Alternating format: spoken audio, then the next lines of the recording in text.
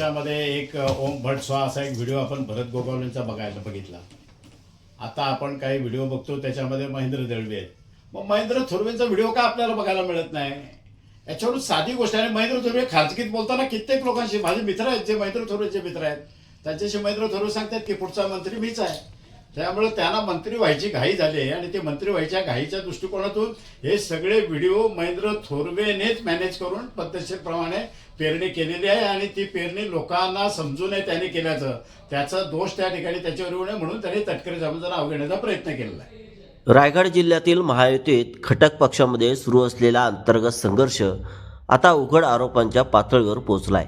ते दोन आमदारांचे कथित व्हिडिओ आमदार महेंद्र थोरवेंनीच समोर आणले असावेत, यामागे त्यांचे मंत्री होण्याचे स्वप्न आहे, असा थेट आणि गंभीर आरोप राष्ट्रवादी काँग्रेसचे जिल्हा प्रवक्ते भरत भगत यांनी केला आहे. सुरुवातीला अलिबागचे आमदार महेंद्र दळवी यांच्या नोटांचा बंड मोजतानाचा कथित व्हिडिओ व्हायरल झाला होता.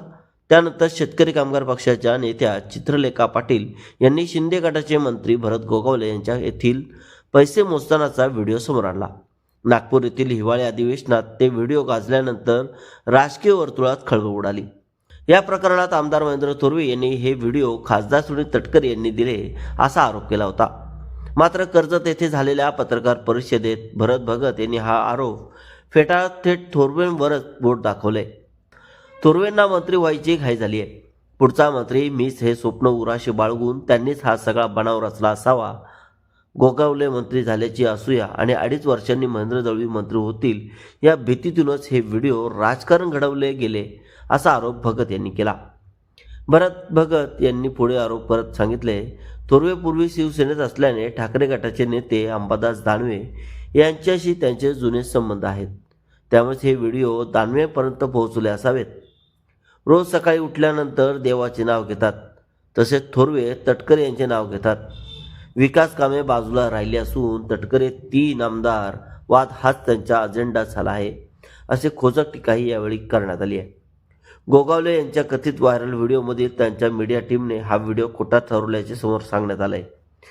दरम्यान तटकरे विरुद्ध शिंदे गटातील 3 आमदार असा संघर्ष अधिक तीव्र होत असून महायुतीतील अंतर्गत भांडण आता उघड रस्त्यावर आणले आहे. या आरोप प्रत्यारोपामुळे रायगडचे राजकारण चांगले तापले असून येत्या काळात हा संघर्ष आणखी चिघळण्याची शक्यता व्यक्त केली जात आहे.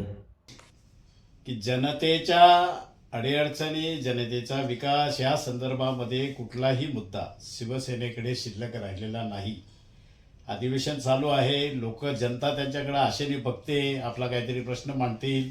कुठेही साधी चर्चा या रायगड जिल्ह्यातल्या आमदाराकडून आपल्या मतदारसंघाबाबत आपल्याला कुणालाही पाहायला मिळाली नाही. मग हे सगळं झाकून कसं जाईल? त्यामुळे ते काही व्हिडिओ आले आणि त्या व्हिडिओचं जे निमित्त करून केवळ तटकरे साहेबांचं नाव घेऊन यांच्या पोळ्या कशा भाजल्या जातील राजकीय, एवढाच एक धंदा त्याच्यामध्ये आहे. या गोष्टीचा करू तेवढा निषेध कमी आहे. जी काही गोष्ट घडेल त्या ठिकाणी तटकरे साहेबांचं नाव घ्यायचं, तटकरे साहेबांना दोष द्यायचा आणि आपण मोकळे व्हायचं, अशा पद्धतीचा एकमेव कार्यक्रम शिवसेना या रायगड जिल्ह्यामध्ये राबवते हे म्हटलं तर वावगं ठरणार नाही. मी तुम्हाला एक गोष्ट या ठिकाणी आवर्जून सांगेन की मतदारसंघातल्या विविध पक्षाचे आमदार सत्ताधारी असतील, विरोधातले असतील, जेव्हा आपण त्या अधिवेशनातला लाईव्ह कार्यक्रम बघतो त्याच्यामध्ये आपल्या मतदारसंघातल्या सुखसुविधांसाठी, अडीअडचणीसाठी ते आमदार त्या ठिकाणी भांडताना, सरकारच्या बरोबर संघर्ष करताना पाहायला मिळतात. परंतु दुर्दैवाने इथला आमदार या मतदारसंघाचा जाऊ द्या, रायगड जिल्ह्यातला मला आमदार कोणच दिसला नाही की तो त्या ठिकाणी जनतेचे प्रश्न घेऊन त्या सभागृहामध्ये काहीतरी मांडतोय. हे फक्त कागदावर सांगतात असं आमचं विजन आहे, तसं आमचं विजन आहे, हे आम्हाला करायचं आहे, ते आम्हाला करायचं आहे.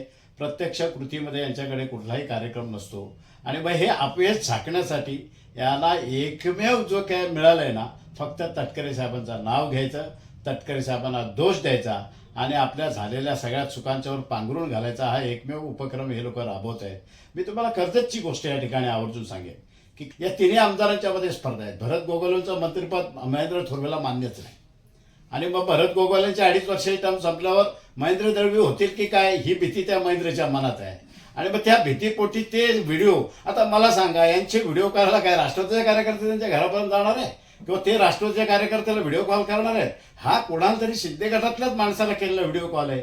यांचेच व्हिडिओ हेच लोक आणतायत आणि आरोप मात्र तटकरे साहेबांच्यावर करतायत.